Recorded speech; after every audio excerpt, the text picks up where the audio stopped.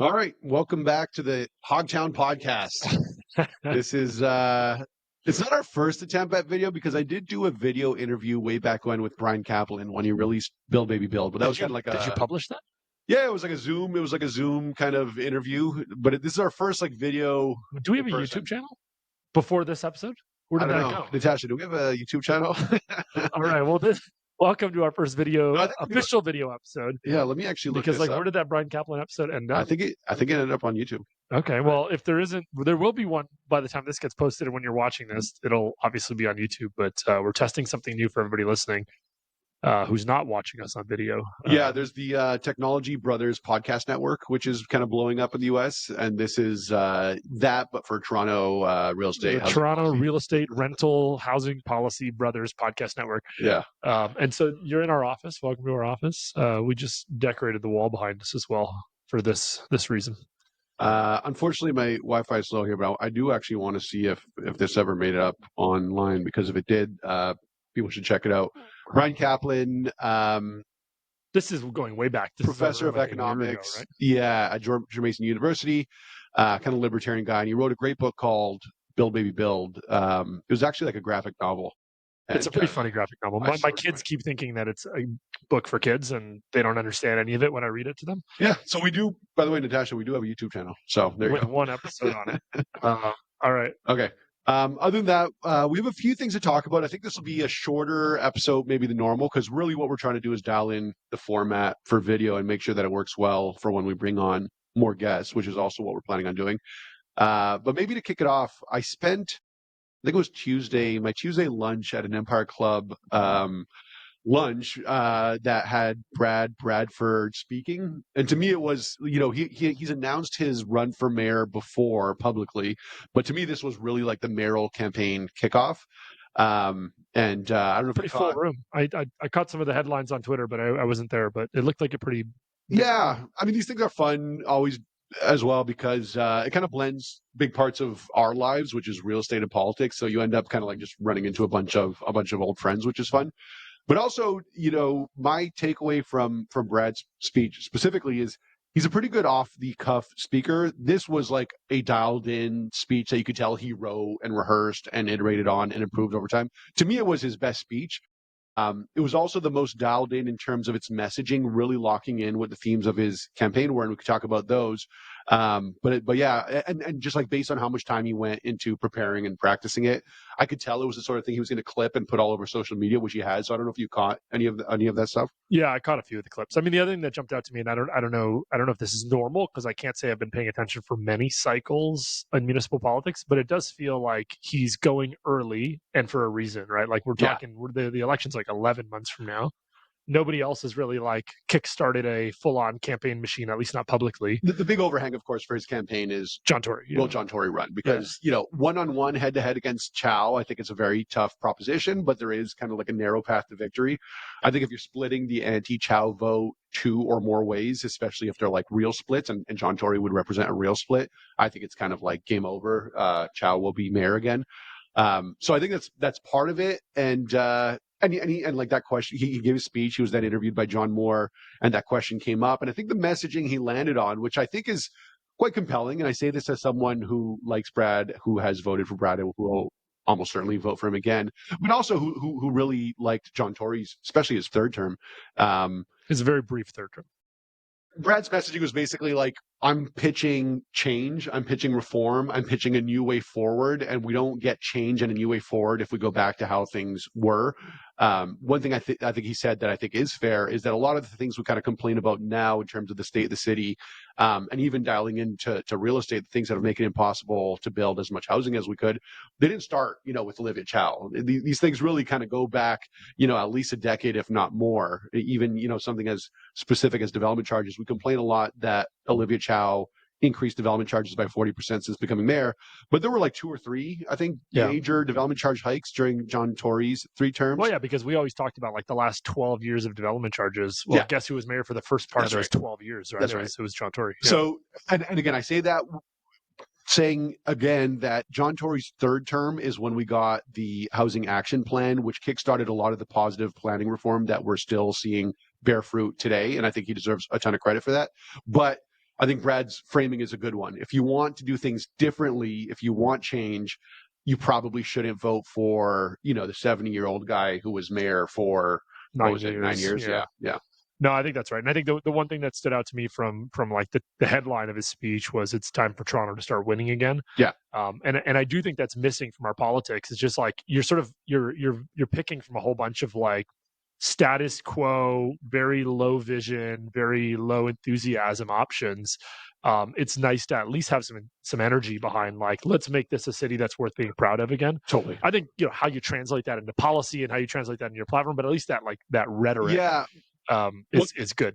On that point specifically, I love that language around winning, but I do think that this is where Brad needs to like beef things up. His speech was great. His speech basically dialed in on 3 main campaign themes: security, law and order, affordability, specifically housing, but even beyond housing, I think he wanted to like hint at the fact that he wouldn't raise property taxes and that sort of thing.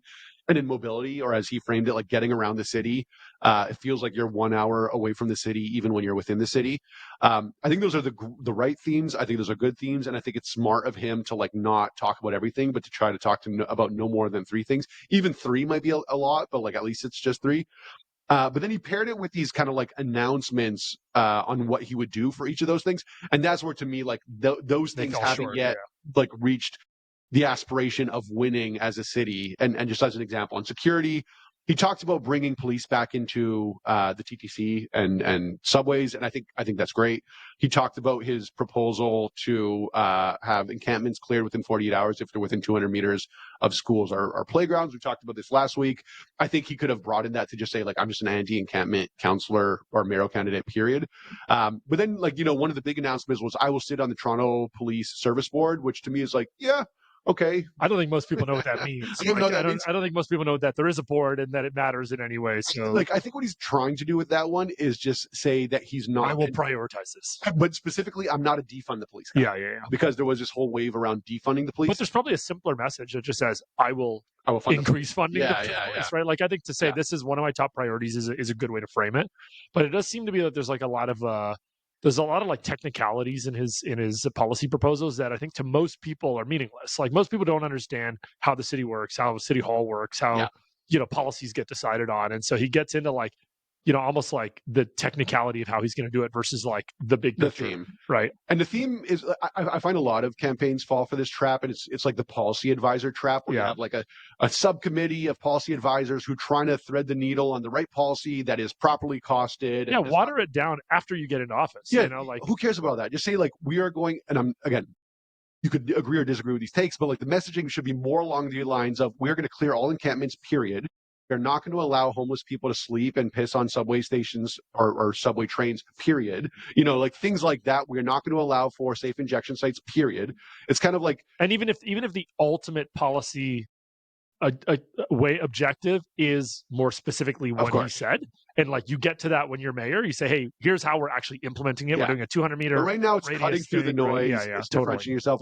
Like Rob Ford, the reason why he was so successful and people recognize him as being successful, but don't take like this lesson away, is he had the best message discipline. No matter what you asked him, he was going to cut the gravy train. You asked him, like, what about this like crazy thing you said last week? He said, well, you know what? I'm going to cut the gravy train or stop the gravy train. And you need like those versions of talking. Well, you also want to be like, I'm the anti-encampment guy, and by the way, she's the pro-encampment girl, right? For 2 reasons. One, because it's clear, it's simple, it's well differentiated. But also, we were talking about this at lunch. But also, you want to own that issue in a way that doesn't leave the door open for like an Anthony Fury to come in and say, you're not going far enough. Yeah, I'm going to come enter the race, take it further, but also split the vote and kind of like. And for what it's worth, I think that is another dark horse. I don't see a path for Anthony to run, but I think there is a possibility that we see him run again. And for what it's worth, he's one of these candidates that nobody knew anything about in the last election and came out with almost 10% of the vote, which is like a really strong showing. These days, I would call him like the Integrity TO candidate. Yeah. Right. Integrity TO is this like social media account. And he was unapologetic, like no safe injection sites, no homeless people on buses. Like it was just black and no white. No nuance around 200 meters or not. And again, I get what Brad's doing. He's trying to, he's thinking as a counselor, trying to get policy past council. But as mayoral candidate, I think you just need to like dumb it down and simplify. Yeah. On affordability, one of his main promises was to Toronto entered into this agreement with the federal government to upzone, to update its zoning bylaw in certain ways, in a way that would unlock $471 million from the federal government through the Housing Accelerator Fund.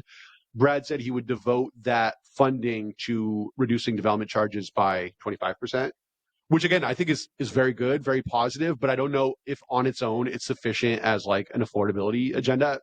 And I'm sure he'll have more to say on affordability, but like, we need more. And then mobility, to me, mobility and getting around is actually the hardest of these three, because I could think of really good ideas that actually would make the city more secure and more affordable.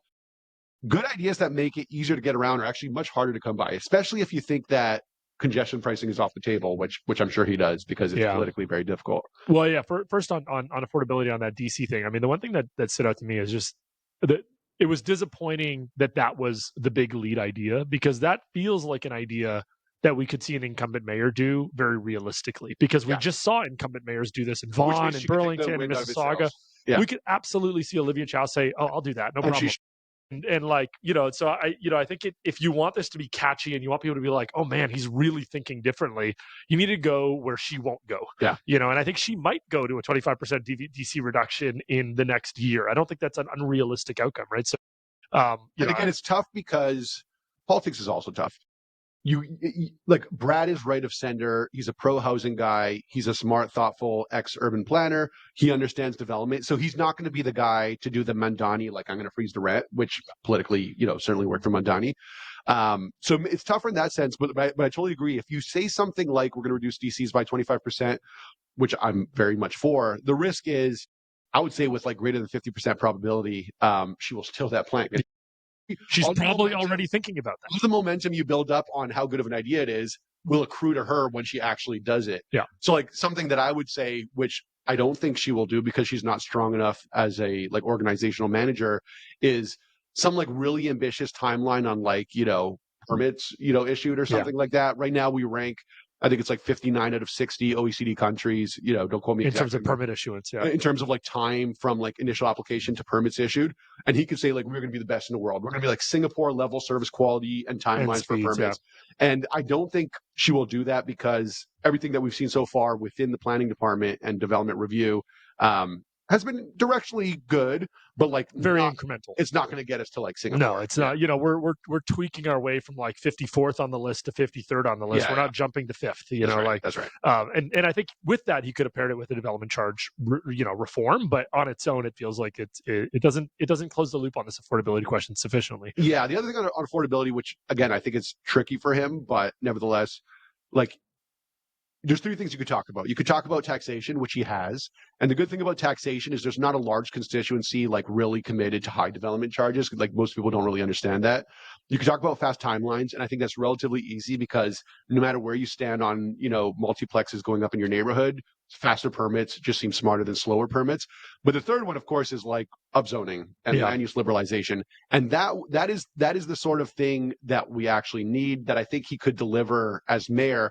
I'm not sure how much he's going to want to lean into that as a mayoral candidate. Yeah. Because ultimately, it's tricky, because that divides the population on a different issue set than you right of center or left of center, right? And that's where I think specifically within the inner burbs that he needs to win if he wants to win against Chow, who will have a lot of the old city of Toronto locked up. Yeah, I think that's right. Yeah. So generally speaking, my takeaway was this is the best I've seen Brad. Like, it was the best speech he's gave, and it's the most disciplined. I could see this putting some pause in John Tory, as they're looking at, like, they haven't announced yet. There's a lot of speculation that they're going to announce, but like, presumably you're keeping your options open to not announce if the winds look like they're blowing against you. So something that like shifts the needle a little bit in Brad's column. And what you would hope is that, like, as an elder statesman and someone who cares about the city and is presumably much more aligned with Bradford than he is with Chow, you'd hope that he'd go further than not running and actually like throw his weight and support. Yeah, you remember his endorsement in the last election. We came in too little, too late, to the point where it had no impact.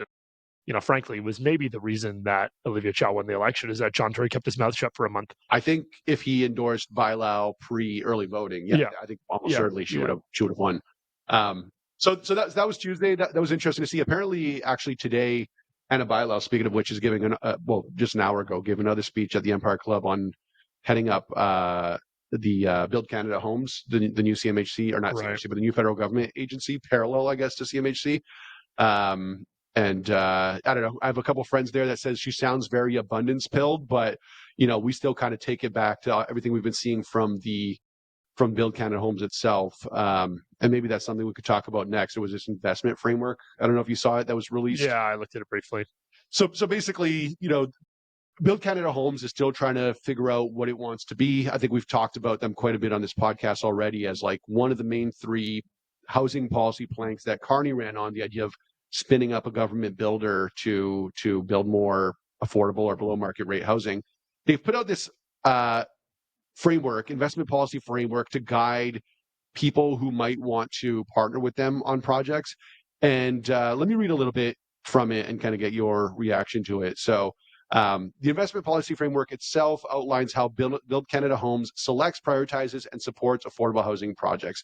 They anticipate that people are going to apply for funding. We prioritize proposals that include the following features. There are 5 categories. The first, ready to build, construction ready to begin within 12 months. In a city like Toronto, that means that you're probably in your site plan control phase. Yeah, because if you're not yet zoned, I think there's just too much uncertainty. So probably you're zoned, not yet completed site plan. But that's where you have to be to qualify for this ready to build criteria. 2, affordability, depth and duration of affordability that meets local needs, supports community stability, and creates capacity in nonprofit housing. This is not at all a surprise, but I still think the big message that all levels of government need to accept is that the best way to reduce prices is to build more housing, period, market rate housing. The federal government, kind of got this when Carney promised to double housing completions over 5 years as prime minister. This is the sort of thing that, like, depth and duration, the deeper the depth and the longer the duration, the less housing you're going to build. Yeah. There's like a necessary economic trade-off. Innovation and speed. Modern construction methods like modular and factory-built housing to cut costs and speed up delivery. We've talked about this a little bit, but yeah, I mean, all of these things, like as these things sort of stitch together, I find that there's also in a lot of government programs in general, but this one specifically, there seems to be like flawed understanding in the process. Like I'm diving deeper just from my own education into the whole world of like mass timber and CLT construction. Yeah. And if I just think about the first point, so ready to build, and this third point you just mentioned, innovation and speed, which is effectively like encouraging people to do things like mass timber prefabrication. The reality is that you need to have made that decision from the very beginning. And so you're very unlikely to be sitting on a piece of zoned land that's going through SPA to then decide later that you're going to build it at mass timber, because your structural system, your unit layouts, like everything would have to have changed, right? So you need to know that the day you're buying the land, the day you're going through your initial preliminary designs before you apply for zoning, because you're applying for zoning with a set of designs. Yeah.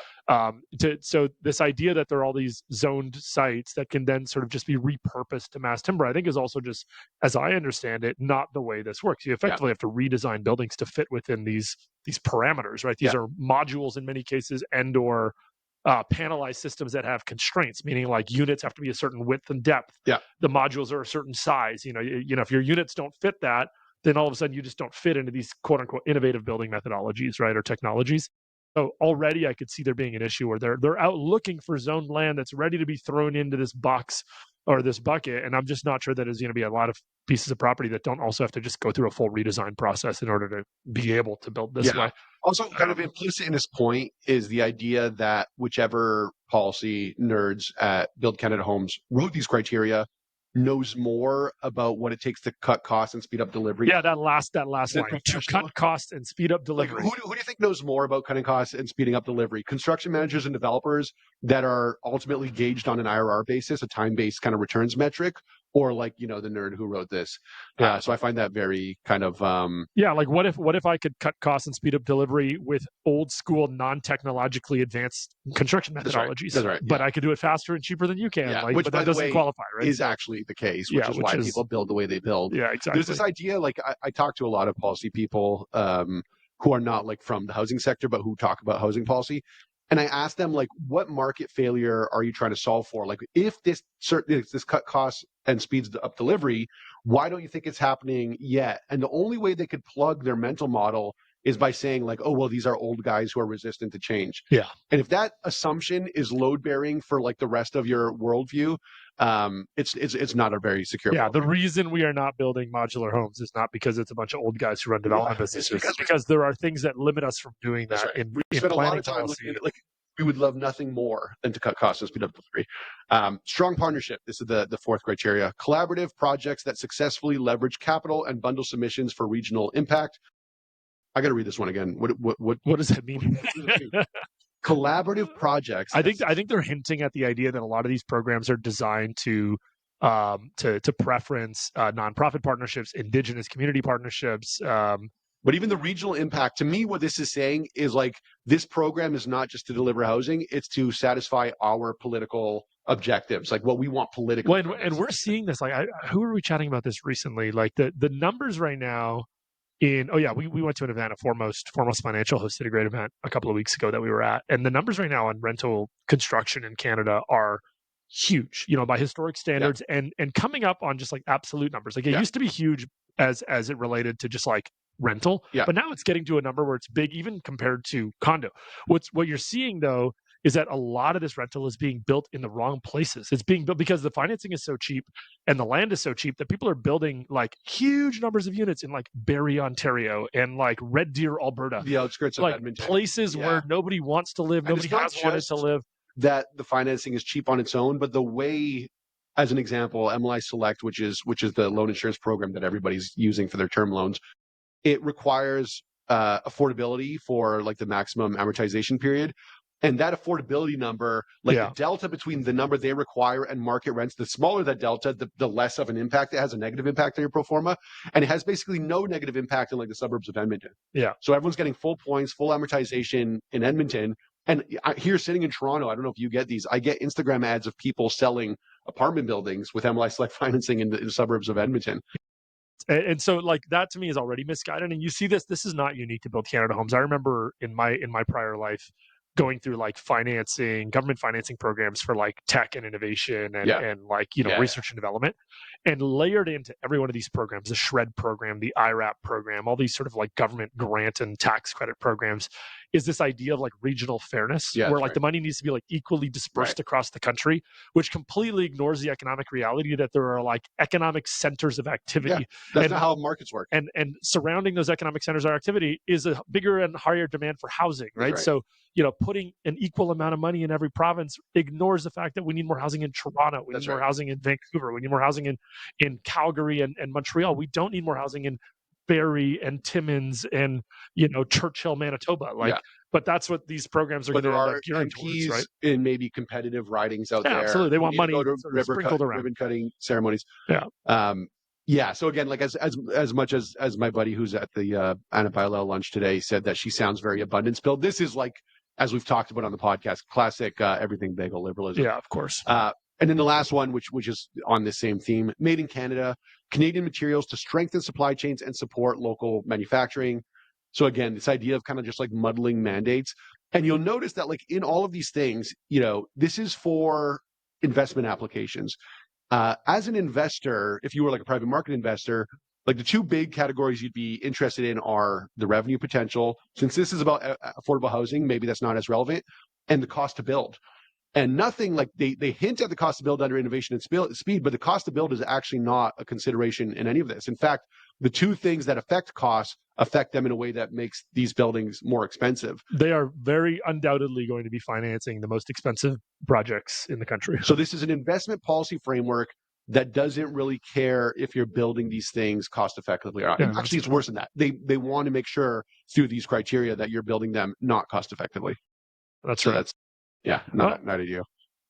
Listen, a lot of money will go out the door through this program. A lot of units will get built. A lot of builders and developers will make money doing it, but it will all have cost much more than it would have cost had we just gotten some policy right and let builders build.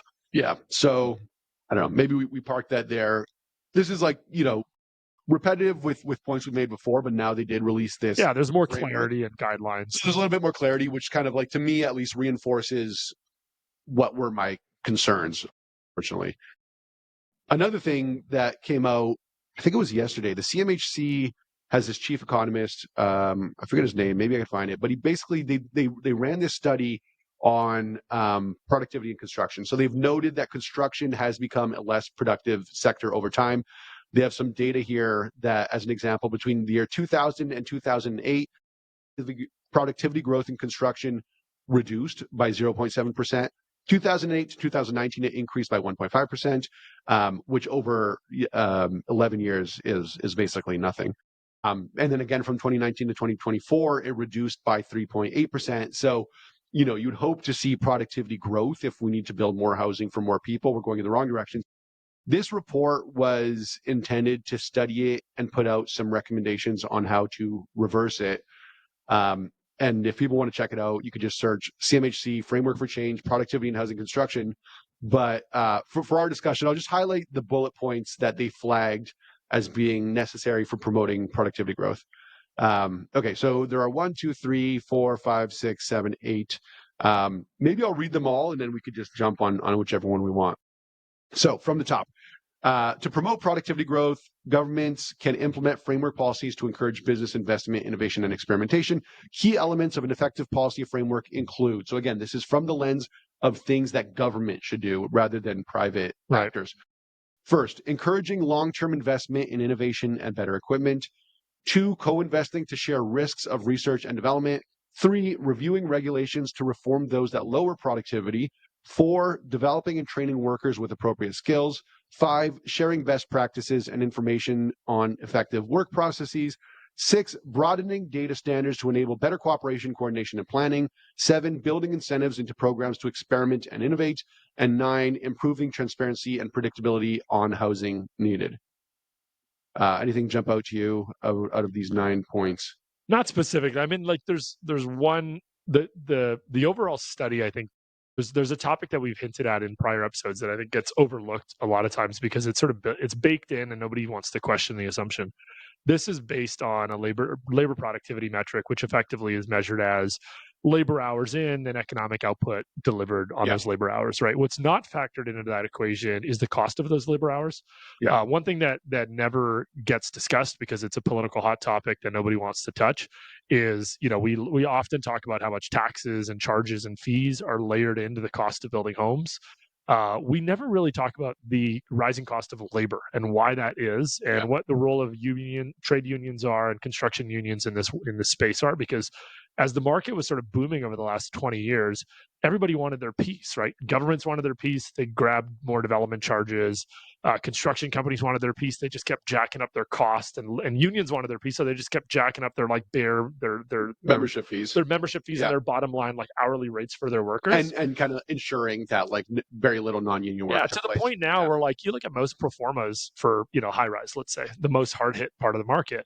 You can't build a unit of housing for less than $1,000 a square foot or thereabout, maybe $900 a square foot, probably $1,000 a square foot.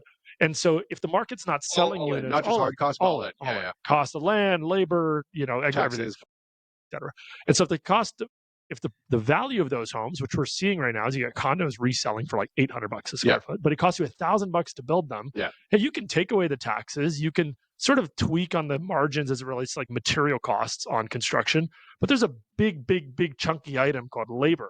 And it's unionized construction labor that in some cities is almost double the rates of non-unionized construction labor in other cities, right? One of the things that nobody wants to talk about is that in the process of building these like quote unquote innovative building technologies, you are in fact shifting from union labor to non-union labor in some respects. You're moving to factory workers who are often non-union, building panels and modules and whatever, versus like on-site construction labor. But the other thing that we should probably start talking about is just like the role of unions on site, like the role of non-unionized labor on site, because like my guess is there's $100 a square foot there. Right. And like, you got to be looking for like, where's that next 50, $100?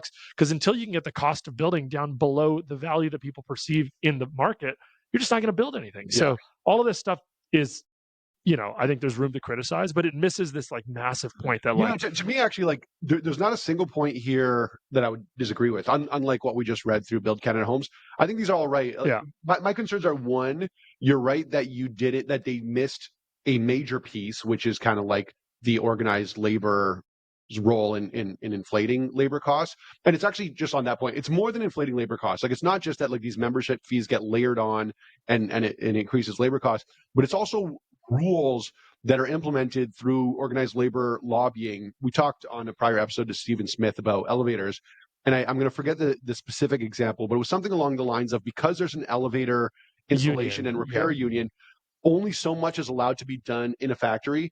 But like, because the factory is more precise and accurate, what will often happen is, let's say they drill a hole in some panel to align two components of the elevator.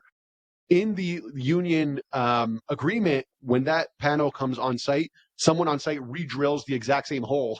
Yeah, the factory drills a small hole. Yeah, a guide hole. A guide hole, and then the worker drills a large hole. Because according to the negotiated agreement, that has to take place on site by unionized labor. And there's no economic rationale for that other than these labor union agreements, because like that should have been drilled in the factory before it got to site. Of course. And that exists everywhere. That's up and down the entire construction stack. You're going to see that.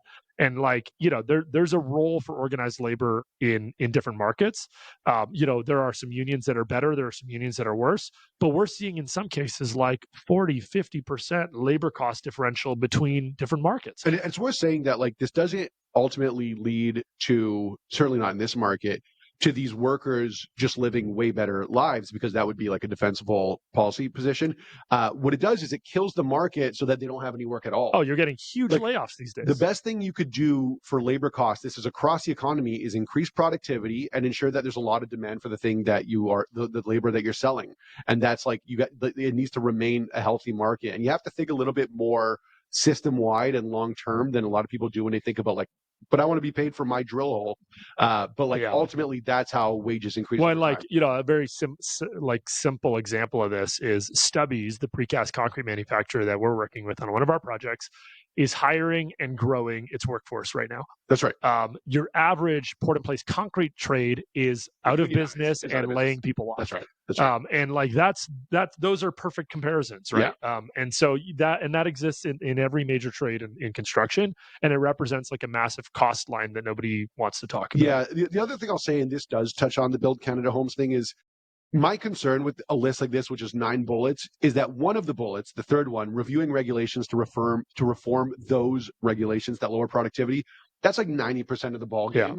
But it's framed as one of 9 things. So the government could do like 7 of these and not that one, and they'll have done most of them. But this is actually the one that matters. And we've talked about this, I think, over a year ago. What's the one reason that people don't do modular housing and prefabricated housing is because there is no universal policy on massings, on zoning, so you can't build the same building twice in 2 places, right? Like, so therefore you can't standardize. You can't standardize. You don't get the economies of scale. You don't get the learning curves that are required. So it's all in land use planning. Like it's all our land use policy. It's land use policy, and it's building codes, and it's all these like kind of like pseudo building codes that get layered on, like performance standards and green standards and so on.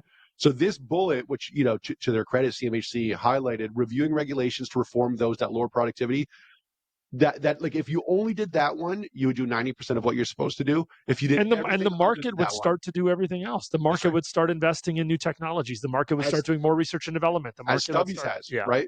Stubby's does all of these other things without subsidy, because in the markets that they operate in, and recently in Toronto as well, thanks to like deregulation, it makes sense. It makes sense to use precast concrete. Yeah.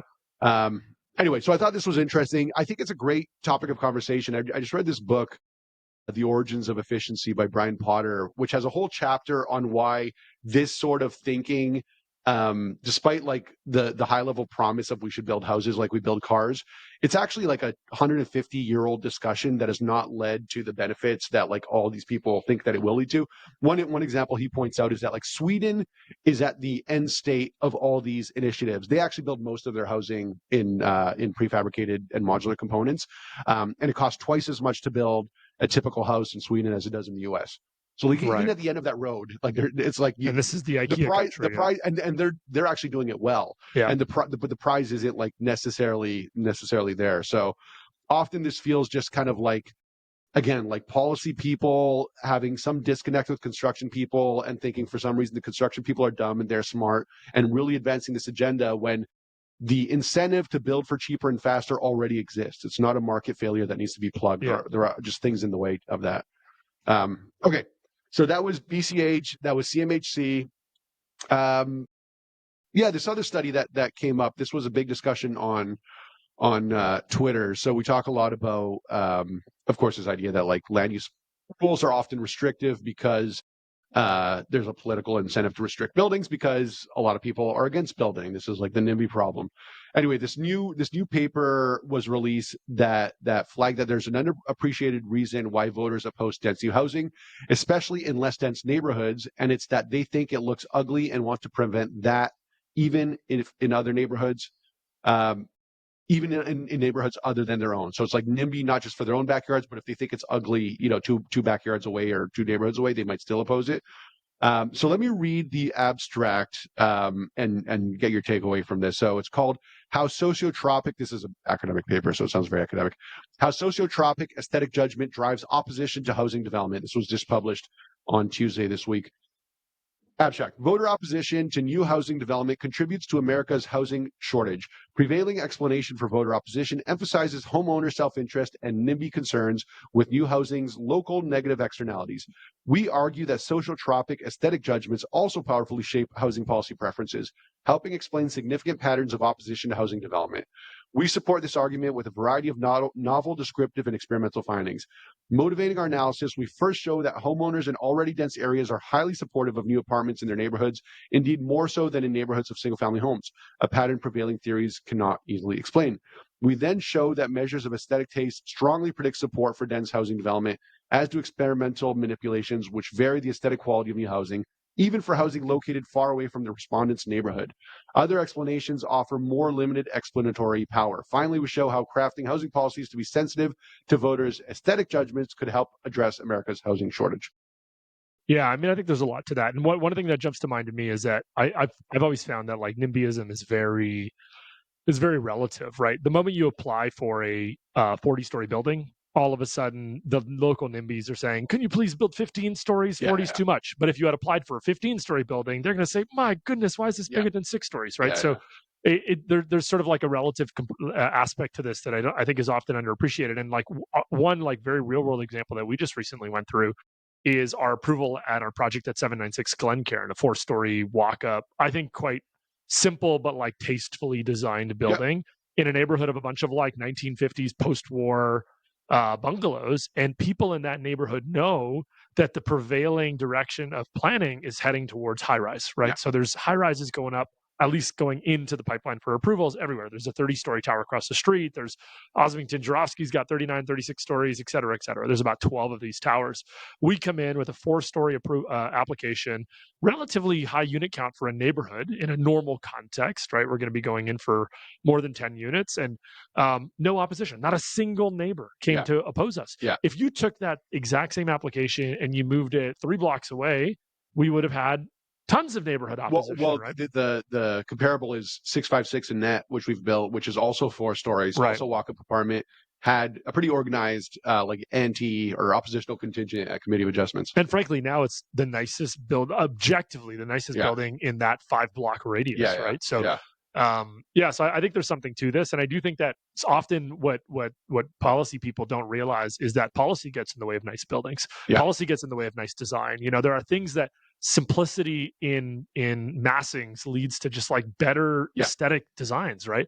You've got the entire departments in the city that force you to use certain cladding materials because they have an aesthetic preference, and frankly, they're ugly aesthetic preferences, right? Like urban design is not as it sounds; it's sort of the opposite. But well, that's my thought. Like people would read this study, and again, not to pick on policy people in this episode, but like often it'll be policy people that say, I like the YIMBY agenda, but I also like nice buildings. I think the way to thread the needle here, especially in light of these findings, is let's create an urban design department. And of course, you remind them that actually we do have urban design departments, and almost always the rules that they try to impose would make buildings uglier. So to your point, like they're pushing for more articulation.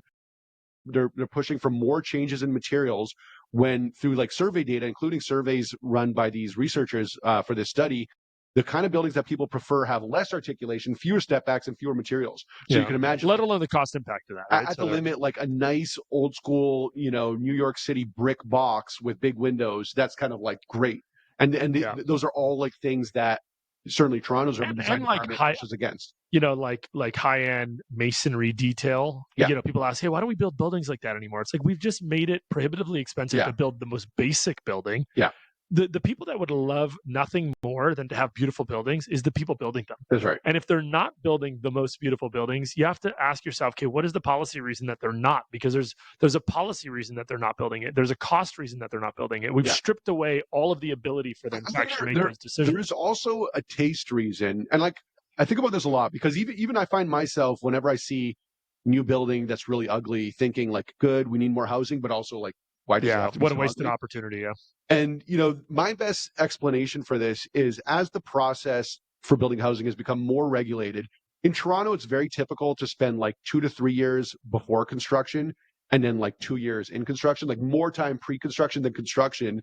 And if you do that for long enough, the whole industry reorients from architects and builders to lawyers and planners. Right. Yeah. And lawyers and planners aren't the people with the best design. Or even your architects and builders start thinking in the way of like, what will the city approve, not what do I want to build. That's right. And so you start orienting your design to that. And if it takes that long, like one of the problems, this is very much a personal opinion, but like one of the problems I see with a lot of architects is they want every building to have like their unique stamp on it and to be like a reflection of their personality and character. And then you just end up having these buildings that are totally overdone, whereas like a nice simple brick box with good materials would have been much better. I think if it were quicker to build buildings, not every one of them needs to be like a beautiful piece of art, which often ends up being not beautiful. Background buildings. Because these architects aren't very good. But if it takes like 5, 6, 7 years to get a building built, that's a big chunk of your life, and you're going to like overdo it as an architect. And I think we see that a lot. Yeah, no, I think there's something there. I don't know what that study ultimately leads to, because I think the instinct of any policymaker reading that is to say they need to get more actively involved in design for sure. Decisions and effectively dictating design guidelines and things like that. And I think that's obviously the complete opposite. I'm also, for what it's worth, actually skeptical of the conclusion. Just like I have too many anecdotes that cut against it. You mentioned that our 656 net building, which not up here. Okay, we don't have a picture of it here, but it's like, I don't know. Look it up. Google 656 net. It's objectively a very nice building, even according to the criteria that this study highlights. Right.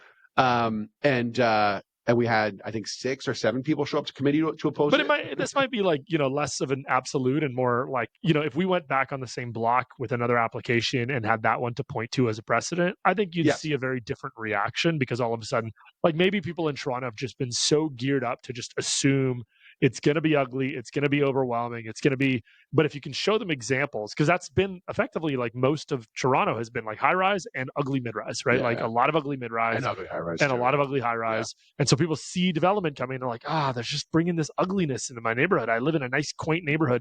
A lot of the old parts of Toronto are beautiful neighborhoods, and they're simple, brick houses, but big trees and whatever. And people just don't want like ugly, overly modern tastes. They just want simple things in their neighborhoods, right? So I think there's something to it. I don't think this fully explains NIMBYism versus YIMBYism, but I think on the margins you could probably... On the margins, I think that's right. On the margin, I mean, it just has to make sense that a nicer building is more appealing than an ugly building. I think to my instinct is that it's less explanatory than the study makes it out to be. I think some people just have a status quo bias that is so overwhelming that they can't support anything new that's kind of out of character. I also think that, as you mentioned, the policy takeaways will be like almost always the wrong ones. It'll be like more urban design review, whereas I think we need less urban design review. Well, maybe let's talk a little bit about our projects. Maybe if you want to give an update on where we're at. We've spent 2025, it feels like to me, doing a lot of like city facing stuff, a lot of this pre-construction stuff, and I think we're getting pretty close to construction, which will be a big part of next year. We've got a lot going on. So maybe just like an overall recap. Our first project as a business was a 656 net, which we bought before actually formalizing the business. But just as a quick catch up on 656 net, that's a 5 residential unit, 1 commercial unit property, completely leased up now, doing really well. We've had unsolicited buyers knock on our door to show interest in purchasing the site. I think for now we're saying we're going to hold it and just like, a little bit of a feather in our cap. We love the product. Yeah. Next in queue in terms of like chronology is probably, and I'll go in order of what I think is going to go into construction in what order. 796 Glencairn is something that we've talked about. We got a committee approval in October. We're just about to get to submit for our building permits this year.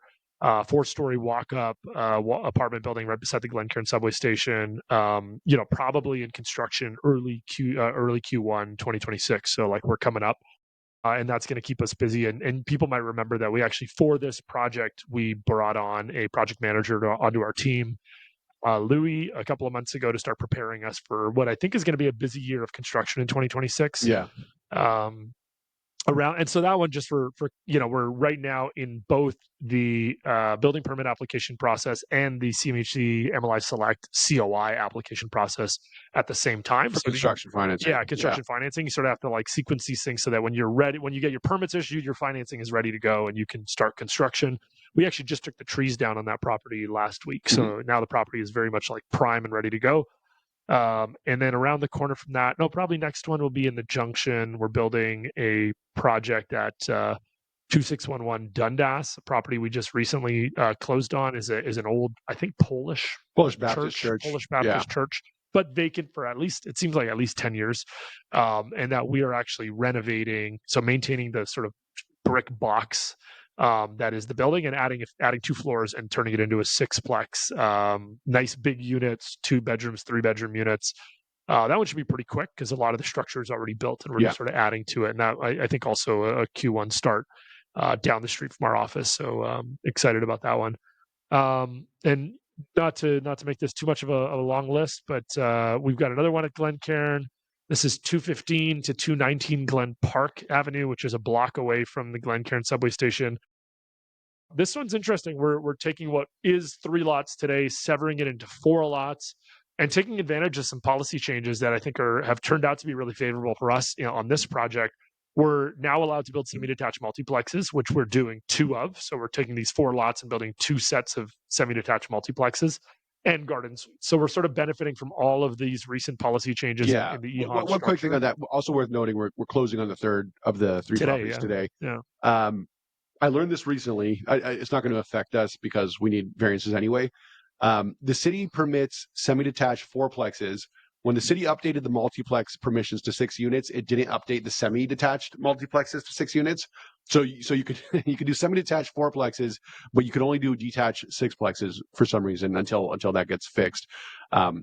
This ward, we talked about the 6plex permissions on the podcast. Not every ward opted into them. This ward didn't opt into them, so it's going to be considered a small apartment building anyway. Yeah. But that was just an interesting take. Also worth mentioning that like this configuration takes advantage of policy to reduce cost, especially on the development charges side of things. But it is worth mentioning how policy distorts from efficiency. Very much. We're going to have ultimately, let's call it low 30s on the unit count with 8 stairwells. Yeah, which is insane. But anyway, go ahead. Yeah, no, crazy, but a good project nonetheless. But not the way we would have designed it had policy just been a little bit more logical and common sense. Yeah. But excited about that one. And then following that, we're back into our 2 mid-rise projects, which are still underway. 1006 and 1008 Kipling Avenue in Etobicoke. This is our major streets project, our only major streets project as of now, in the sense that we're like fitting into that policy, going to committee sometime in the new year, with a goal to have that in construction in 2026 as well, 46 units. We're also realizing that it is an election year and we're in one of the wards where the local councillor is probably the most opposed to that policy framework. So maybe the worst in the whole city. Yeah. So we're still waiting to see what happens with the councillor. And unfortunately, like this shouldn't influence staff. Staff should be performing a bureaucratic function of like following policy and interpreting policy, but it feels like it does influence staff. Yeah. And one thing that I think we're realizing very much on this project is that, the concept of as of right permissions is fine in theory. We are seeking variances and maybe those variances get approved, maybe they don't. But even if we don't get the variances and we want to build as of right, the fact that you still have to get site plan approved means there's room for political input. Totally. There's Totally. room for pressure on staff, and there's room for things outside of the intent of the as of right permission, right? So, like, as of right permissions, like the only way to get perfectly good as of right permissions is for the as of right permissions to be so permissive that they account for any possible edge case on any weird law or weird local condition. Yeah. They're never that way, because to get the policies passed, they have to be as restrictive as possible within the framework of upzoning, so that like they strike this balance of upzoning but keeping the neighborhoods relatively happy, which means almost always you're seeking variances. Yeah.